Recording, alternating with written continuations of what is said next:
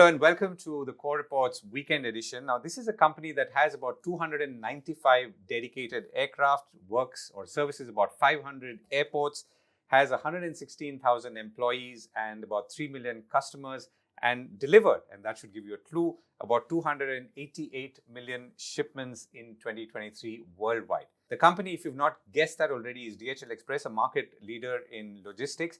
My guest for today is John Pearson, CEO of DHL Express, who joins me from London.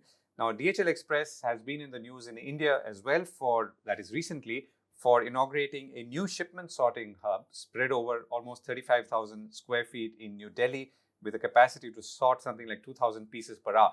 But that, of course, is a reflection of what the sophistication and the technology input is now into the logistics and delivery business. But there's much more to it, including, of course, how global trade is moving, what is the impact of how policies are changing, and of course, geopolitics. Mr. Pearson, thank you so much for joining me, and a very good morning to you in London, where I believe you are right now. So I'm going to talk to you about what's happening in the express industry, and of course, DHL's role in it. But before we come to where things are today, can you tell me what's changed fundamentally in the way the industry has worked and, let's say, packages have been delivered in the last 10 or 20 years, and where is that change being felt the most? Okay, well, that's a fascinating question, and I think you gave me the window of 10 to 20 years. So let me say, as if I was explaining that to a group of people, I think what hasn't changed, the world hasn't changed in terms of, its geography, and our hub and spoke system hasn't changed very much. There's more hubs and there's more spokes, but I'd like to imagine that people think there are certain things haven't changed. And let me now list the things that have. Well, global trade has changed. I'm sure in our discussion here, which I'm very pleased to be having, by the way, global trade has changed quite a lot. And the mercurial nature of trade, and if you imagine lines going all over the world, that's certainly changed quite a fair bit over the last 10 to 20 years. And then I would say that in terms of how a package moves, and if I was talking to a group of students or something, I'd say if they looked up in the sky, they would see more efficient aircraft. They would have seen many aircraft 10 or 20 years ago or so, but they would see newer and more efficient aircraft. If they could see into the fuel tank of those aircrafts, they would see some sustainable aviation fuel sloshing around in the tanks. That's certainly a development that has come in the last 18 months to 24 months maximum. If they wandered around our facilities, they would notice the change from mechanized to automated, sophisticated mechanization to super sophisticated automation, I would say. They would notice that more efficient handheld scanning and technology is in the hands of the operators. They would notice much more sophistication in terms of our X-ray and security scanning and volumetric scanning of packages and the types of equipment that is on our hubs in that sense. And I think those would be the things that I would call out, and then the transit time, which is the ultimate measure of our product. People entrust us to send something from A to B. The transit time reliability, I would say, is quite similar, but at a much higher level of reliability, given the technological and digital advances and the system uptime and the lower level of outages and the system reliability. So the transit time reliability would have improved, although the transit times themselves would have probably improved quite immaterially in that sense. Planes are faster, but not necessarily that much faster than 10 to 20 years ago. So that would be the backdrop of what I would say, a little bit of global trade commentary, and really the sophistication of the industry and the aviation part of that. If they're walking down the street, and maybe this would be my last comment, they would notice that the electrification of our last mile, first and last mile, the electrification of our vehicles and the solar panels and the carbon neutral nature of our facilities would quite impress them, I feel, as to how much progress has been made in terms of our environmental goals, as quite clearly documented over the last few years. Right, and that's the front end, and that's a useful insight. Now, tell us about what's changed in the back end. So, for example, let's say obviously the amount of computing power that goes to processing all that data coming in and the intelligence it creates and feeds has changed. So, how would you list some of the significant changes there, and which has made, I'm assuming, your job easier? Well, I think that's the digital and the technological comment that I made. You know, as part of our strategy, our last strategy cycle, we're about to unveil strategy 2030 towards in Q4 this year. But part of our last strategy cycle, in fact, the headline naming of that strategy cycle was digitalization, and each division within the brand architecture of DHL, supply chain, global forwarding, e-commerce, Deutsche Post and DHL Express had their own aspirations and ambitions as to how to use digitalization in the business. And our little summary of that, given that the word digital and digitalization is not new, don't forget there was a company called the Digital Equipment a company founded in 1954, DEC. So we made clear our aspiration there was that that the company and the employees embrace technology for the benefit of either customer satisfaction, employee engagement, operational efficiency, or all three. And many of the digital innovations and enhancement have in fact been all three. One little example I can give you is the digital forecasting capability of hub-to-hub volumes, which allows us to have a much better feel for the empty space on an aircraft in real time and ahead of time, which allows then our air capacity sales division to sell into that empty space with higher degrees of confidence that that material would move in that empty space than ever before. So a number of different initiatives across those three dimensions allows the organization to really understand something that's been alive and well for 20 or 30 years or longer, how we can run faster and try harder across those dimensions for the benefit of either customers or employees or operational efficiency. Right. Let me come back to global trade, and you touched upon it. So, in let's say the last decade, we've obviously seen COVID, which was a sort of almost extinction moment event. But we've also seen trade pattern shift, and we've seen wars. We've seen the Russia-Ukraine war. We've seen the Israel-Hamas war. All of which has caused much changes in the way trade, including, let's say, movement of oil, movement of goods, has happened in some specific regions, but also affected the rest of the world. How do you see that from your vantage point? Okay, what I would say there is that I think one of the things that I could have included in the answer to your first question there as to sort of what's changed is the interruptions in global trade are much more common. I think this was something that hadn't really been seen before. And the first time it really happened was in 2011 or 12 when the Icelandic ash cloud situation happened. People think it was just a meteorological event, but no planes flew above Europe for about 30 days. That was an interruption. Then we had the pandemic, which was the biggest interruption of all. Then we had the Russia-Ukraine situation with no planes allowed to overfly Russia. We had the Middle East, Israel-Gaza situation and the consequence of the Red Sea situation, which means there's a much tighter capacity and longer sea freight journeys. So firstly, interruptions in global trade have become far more common. But we have been publishing the Global Connectedness Report for the last 10 or 12 years.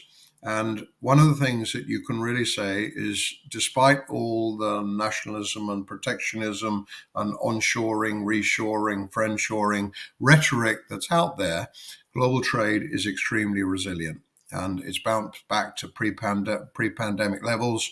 The logistics and supply chain world performed extremely well during the pandemic. In fact, there was a cartoon in The Economist that suggested that the pharmaceutical companies would be busily, successfully making the vaccines, but the logistics industry would struggle to deliver them. Well, that was not the case. In fact, we delivered 5 billion vaccines with almost a 0% spoilage. So the logistics industry coped extremely well to that demand shock that came in the pandemic.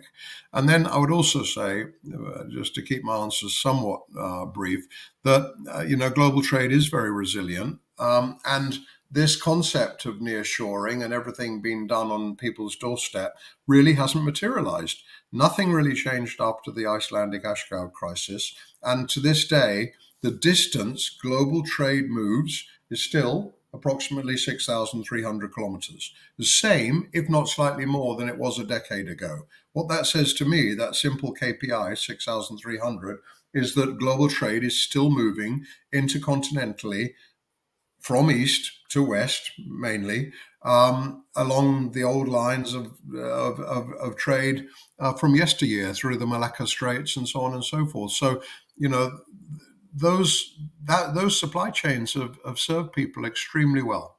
They've served them well from an efficiency point of view. They've served them well economically, and those trade lanes and those supply chain configuration is still in place. And as much as companies promise and intend and have the aspiration to de-risk and decouple and all these sorts of things, some of that has happened around the edge, around the fringe, but by and large, trade is still behaving in quite a similar way, although different trade lanes have opened up as countries have signed trade agreements and so on and so forth. And I would say that despite coming off an all-time high, China and US are still each other's largest trading partner, and there is no data amongst the 3 million data points within our global connectedness report that suggests that there is any fragmentation of trading blocks between China dealing with their allies and US dealing with their allies. There's no evidence whatsoever to support that. I think it's important to put that on record and say that there's the trade lines that exist don't suggest that has started taking place. So you talked about interruptions in global trade, and that's a useful point to pick on, because right now, for example, not on air cargo, but on the sea side, we are seeing interruptions or delays, particularly in the Southeast Asian region, which obviously affects India. Now, I mean, not to go too deep into that, but what does that say about the way the logistics industry is set up to handle, let's say, spikes in demand, or let's say unexpected interruptions, as you called it? Well, I think by and large, it's set up very well to cater that and to cater to those disruptions, and that's why global trade continues to move. Yes, there has been seaport delays. Yes, there are situations where sea containers aren't always in the right place in order to keep those things moving swiftly. Yes, for sure. The route that sea freight has to take, around Africa, increases transit times, makes transit times slower, and puts pressure on capacity. So, but on the whole, and I'm speaking for Express here because Express is the air end of the DHL nomenclature, brand architecture, if you will. What it means for us is that, there's some movement of sea to air as people get nervous about having the right goods in their warehouses at the right time. And there is some move from air freight to air express. And during the pandemic, companies were putting edicts and mandates out that requested all air freight up to a certain weight to move by air express. So that has happened, but I think on the whole, the industry caters very well to those interruptions and those spikes that you refer to. Right. Let me come back to on ground. In India, for example, you've kicked off a new shipment sorting hub in New Delhi. Now, again, as in a broader sense, and you did talk about how last mile automation is speeding up. So, is speeding up the key outcome of, let's say, such automation centers and, let's say, use of robotics and technology, or are there other benefits as well? Yeah, I think the benefit is, efficiency. I always say with robotics and automation, people, when I talk to employees and they say, "Oh, will we lose our job?" I say no. Firstly, we're still growing, we're still employing more people. Our total employee base, 110, 112,000 in DHL Express, is increasing. What I like to say is automation and robotics sort of take away the boring jobs, take away the things that can be done like that, so our employees can be in roles that add more value. But taking that auto sort, that daily auto sort, yeah, efficiency in the last mile is extremely important. The plane, the pickup happens, the shipment moves through a facility, a service center, a gateway, and a hub. The transit time of the airplane is roughly what it was 10 or 20 years ago. And that efficiency in first and last mile and correctly routing shipments to a certain courier that does a certain route in North Delhi or South Delhi or West Delhi or East Delhi saves time and makes the operating day less stressful and more efficient for the driver, who knows exactly turn by turn, as it's called, which route they should take. So it's as much back to my little summary of what digitalization is in DHL Express. It's much an employee satisfaction thing as a customer satisfaction thing, because they have an increased level of visibility when they're going to get their package, as to a cost and efficiency. So that example you speak of talks to all three elements of the reasons for digitalization that I spoke about, and the auto sort in Delhi is a great example of that. Right. And what's changed, let's say, on the back end? So let me put the question like this. So what are the, let's say, if in your cockpit view of things that are moving around across the DHL Express system on any given day, what are you tracking most closely, and what are the green lights and the red lights? Well, we track so many things, but ultimately, the main thing we track is transit time. So we track the door to door transit time, the elapsed time from pickup and delivery, and you can imagine that at any one point of time there is pickup, there is depart facility, there is with courier, there is an OK scan at the end. There's a scans as shipments move through the hub. So that's the thing that we monitor most carefully, because that is the thing that is most allied to our ultimate promise to the customer. When someone selects DHL Express as their carrier and pays more than they would in the post office, or maybe more than they would with other carriers, they want transit time reliability, transit time surety, shipment visibility, that they can know when it's coming. It may be coming to them if it's an e-commerce purchase, or it may be going from one manufacturer to their customer if it's a B2B shipment. So ultimately, we're tracking the movement of packages through our network and ensuring proactively that at any one stage, where there is something isn't where it should be by a certain time, that we try and remedy that in order to achieve the stated transit time that we promise our customers. Right, and I'm going to come to a specific question on that in a moment. But when you look at, let's say, trade and the logistics industry, let's say, including companies like DHL, have made the movement of goods obviously, let's say, either faster, more reliable, more information tracking all the time. But on the other hand, I'm sure it is the case that many countries have changed, let's say, tariff regulation, or imposed tariffs, or changed customs procedures. Without getting into any specific country, how is that changing, and how is that affecting, let's say, the free movement of goods, or the relative free movement of goods that may have been there a little earlier?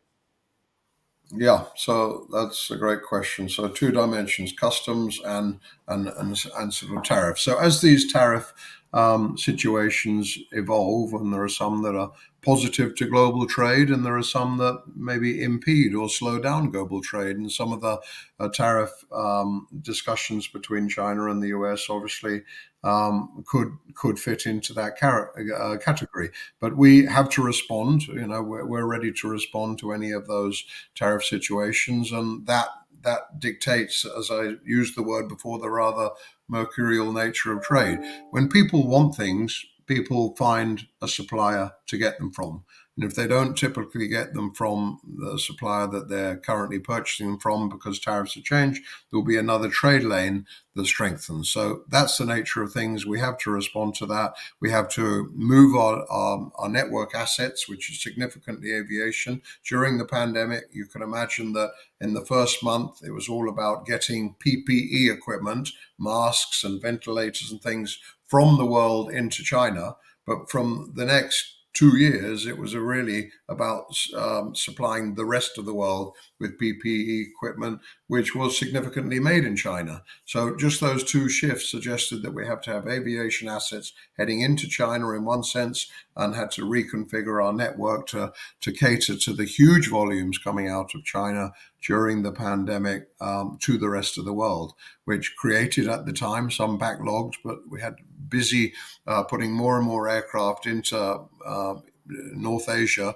to make sure things could move. Now, in terms of customs, changes in tariff, customs is becoming ever more regulated and sophisticated because of the nature of global trade, the nature of e-commerce, where things are made in one country and put into another country, and there are suppliers in that country that need to be protected. So there's an ever-changing customs duty environment, which we respect totally. And on that sense, we just have to have very close association with customs on a local level in every single country we work, to make sure that we configure well with their systems, are able to ensure that as shipments move through our network, they likewise move seamlessly through the customs environment that prevails in that country, so much so that we're paying the duties and the regulatory aspects that are upon us to sort out, but the transit time of that shipment isn't impeded.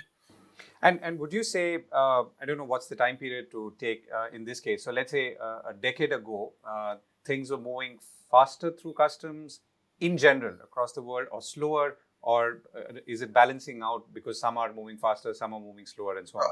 No, I would say it's the same. I would say that the level of sophistications in customs and in our own environment suggests we can identify product codes and have proactive information about what's in these shipments, and we're able to mitigate any increasing level of inspection by the technology and the systems and the relationships that we have. So no, I would say it's the same. Certainly in terms of denied party screening and shipments that relate to sanctioned countries, you could imagine the environment there with certain countries in the world where movement of goods into or out of is prohibited. We have to be very careful to have very sophisticated denied party screening, identifying shippers either at origin or destination that are not permitted, or identifying goods that can't be moving into one country or another country. And we have teams of people in Czech and Malaysia to ensure that those rules, so to speak, and regulations are followed very carefully. And so two maybe unrelated questions, but one is, let's say a crisis situation, and you talked about the ash above Iceland, and or let's say COVID itself, but of course that was much more long drawn out.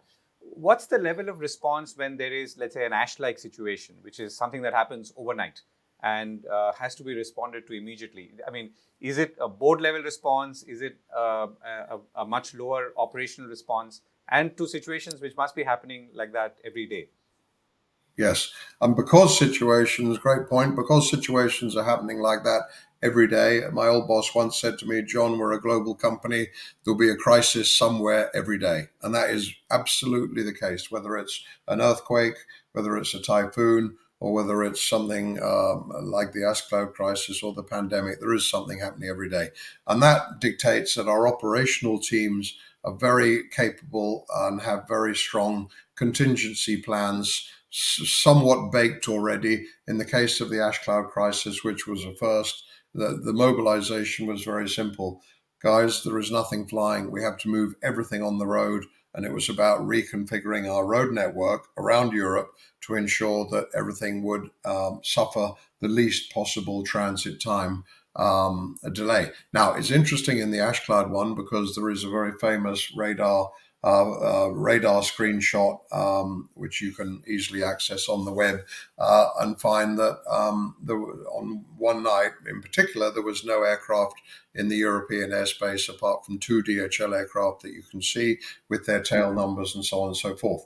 Now, we have very close association with the aviation regulatory bodies, and we were given permission to fly at a certain altitude on certain sectors. So those types of things, that was also the case in Israel, where we were flying into Tel Aviv in order not to disrupt B2C shipments, B2B shipments during that situation, and so on and so forth. So, being the most global and the most international company in the world, no one can say they have a presence in 219, was previously 220 before Afghanistan closed, in 219 countries like we do. And the fact that in most cases those management at local and regional level are very in tune with everything that is happening on their doorstep, we're able to quickly mobilize and quickly get in a situation where we keep our shipments moving. I was stationed in Saudi Arabia in 1990 when the Gulf War happened, and I don't think we lost one day of operation.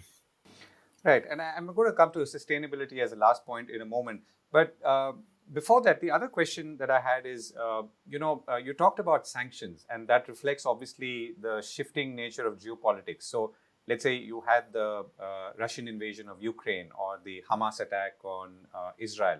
And in the case of the Russian invasion on Ukraine, sanctions followed. There are sanctions, as you said, on many countries. And within those sanctions, things keep changing. So what's the DHL internal system that's tracking this? And how is it constantly updating, let's say, the operation side of it? And how does that work? Yeah, so, big companies need to behave like big companies.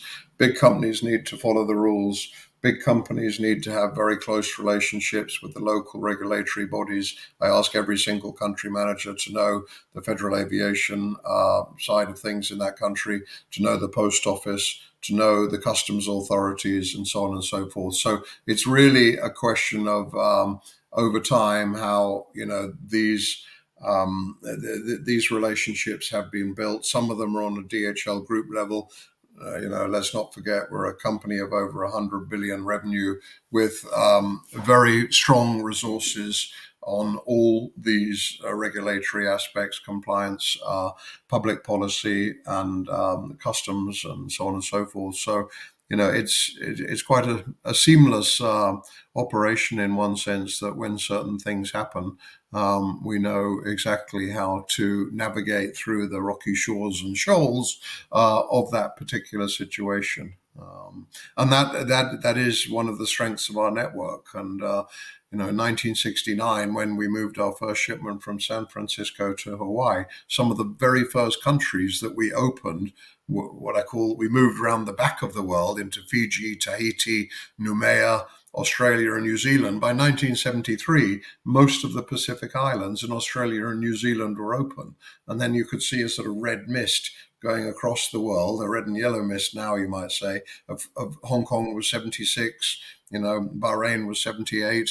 And it wasn't much more than 10 or 15 years that we sort of got back to the start and completed our offices in Europe and the US. And then it was a question of filling in the white spots. There are certainly countries that didn't open until 1982, 84, 88, but they were the minority. So the point I'm making here is I'm not really digressing. Those relationships and those local people situated in those countries have been in working in hand with the authorities, border control is a great example of an organization we would work closely with to assist in making sure that the wrong things aren't arriving into their country, and at least helping out with our systems, with our knowledge of what's coming in, that something doesn't get into Bangladesh or India or anywhere else, China, that shouldn't be coming into that country. Right. And, obviously, companies like DHL play a critical role in supply chains. And as companies even build those supply chains, I'm sure they talk to you to understand, how things can move around at what speed and reliability and so on. So what are your clients, the larger ones, telling you today, which in some ways is a reflection of what they are planning in the next couple of years in their own business and business growth?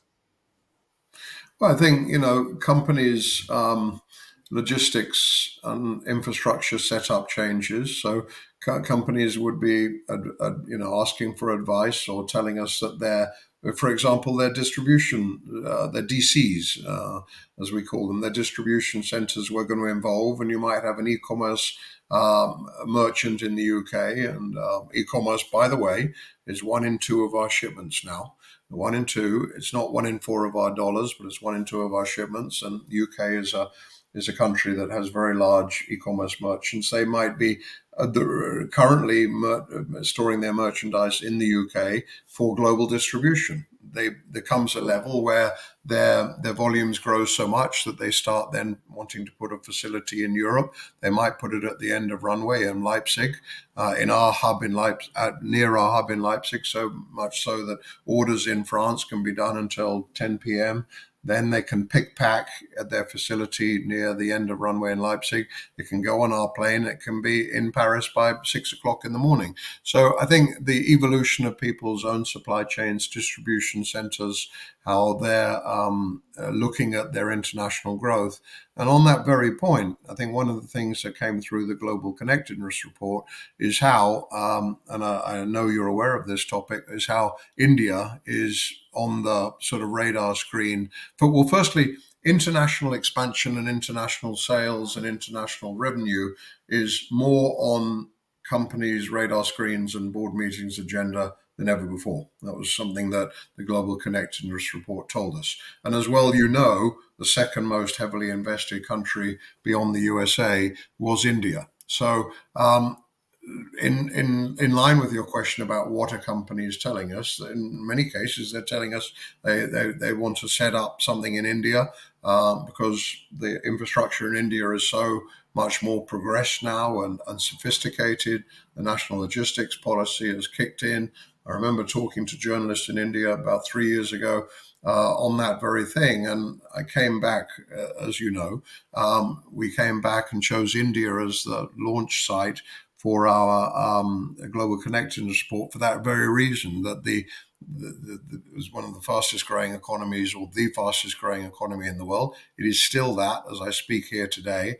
There is a strong sense of progress around helping international companies come into India, and what do they find in India when they come in terms of infrastructure and local support in order to be able to satisfy their export goals and their international distribution goals from India. So I think there's a little bit of a hats off, to some of the policymakers there that are driving a GDP, or what we like to say PMI, Purchasing Manager. That's one of the key indicators for us, is a PMI score. So I think that's a great example of how things ebb and flow. Countries and policymakers sometimes more help the tide to rise than at other times, and we see that across 219 countries. And I'm going to come to the last question on sustainability in a moment. But before that, what's your travel schedule like? Where do you travel from a work point of view? And why do you travel to those places? And what do you look to take back? Picking up on your India visit and what that inspired you to do. Yeah, so Okay, I like that type of question. Firstly, I think we say our presence is our purpose. So we believe that traveling is a necessary part of being in an international company, visiting our people, thanking our people, seeing the shining eyes, and getting a real smell of what's happening locally on the ground. I can't do that from my office in Bonn. Secondly, I tend to travel to a mixture on one side of trying to throw in two or three of the smaller markets every year. Was recently in Nigeria. I was in Kenya. Nigeria is not a small market, neither Kenya, but they're countries that I hadn't necessarily visited from a DHL point of view before. But inevitably, my time will, our time will go into where our regional hubs, our big hubs and pipes are. That might be Central Asia hub, or it might be North Asia hub. It might be into our largest markets, India. I typically visit every year, so it's rather, it's not scattergun, but I like to try and vary it. We have, I'll certainly visit every region. We have 5 or 6 regions every year. I'm in China next week celebrating the Employee of the Year award and meeting an airline that we intend to have a stronger partnership with. So that's how I spend my time geographically.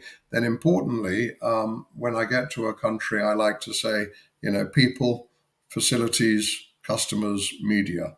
Not necessarily in that order, or that order, and I'm spending time with the media, so to speak, today. But I like to make sure that we have that time is very well carved out to make sure we achieve as much as possible in a 1 or 2 or 3 day visit. That's very important to me that we don't waste time. And I like to get full coverage across customers, media, employees, and facilities. Right. And the sustainability question, you touched upon it in the beginning. You talked about everything right from the technology and of course, the aircraft that you own, the fuel that powers them, the vehicles that are at the last mile, the electrification. So you talked about all that.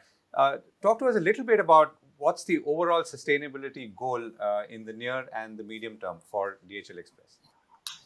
Okay, so put that question into context, and I think it's good that you've asked it towards the end here. So sustainability, we have 4 global themes in the DHL group: globalization, sustainability, e-commerce, and digitalization. We've talked quite nicely and interestingly about digitalization. We've talked about globalization and global trade. We talked a little bit about e-commerce and how that's been the big thing in the last decade. I first noticed that in 2015, I started seeing customer names in our customer lists that I'd never heard of before. And I was noticing they're rather large. In fact, sometimes they came in from nowhere and they were in our top 10 within the space of 6 or 12 months. That is not how B2B behaves. It's taken Siemens and Adidas and Honeywell and General Electric 20 years to become some of our largest customers. That's not how B2C works. We talked a little bit about e-commerce, and sustainability is the fourth one. So I'm pleased that we've landed on that. That's the 4 themes that drive our management attention in the DHL group, not just in DHL Express. So we have aspirations to get to carbon zero in 2050. We have aspirations to get a certain reduction in our carbon emissions by 2030. We have aspirations as to electrification of the last mile. So that means if we had 1,000 vehicles on the planet, and we have many more, that 600 of them would be electric. We have aspirations for carbon neutral buildings, that they have solar panels on the top, that not only enough solar panels to run that facility, but to put electricity back in the grid, so to speak. So every building that is built is carbon neutral going forward. And in my particular division in DHL Express, we have a big focus on sustainable aviation fuel. Now, I'd say to your listeners, and it's interesting that 3 years ago, certainly 2 years ago, possibly, if you asked 100 people what SAF or SAF stood for, most people wouldn't know. And this is the beauty of things, that suddenly things, come onto people's desks and people's environments, and the need to move quickly and understand things is extremely important. Now, everyone in Express would know that sustainable aviation fuel is something that we aspire to buy and put into our aircraft or put into the system. Currently got a sort of 2.5 sort of percent blend, and we have seek to have a 30% blend by 2030. The price of sustainable aviation fuel has changed and risen since we first launched those plans, and we're selling a very effective product, Go Green Plus, to our customers in India and in every country in the world, where customers can inset their emissions by a certain percentage. Our cash customers, our non-account customers can buy the service. And this is something that neither of our competitors neither buy SAF nor sell SAF to their customers.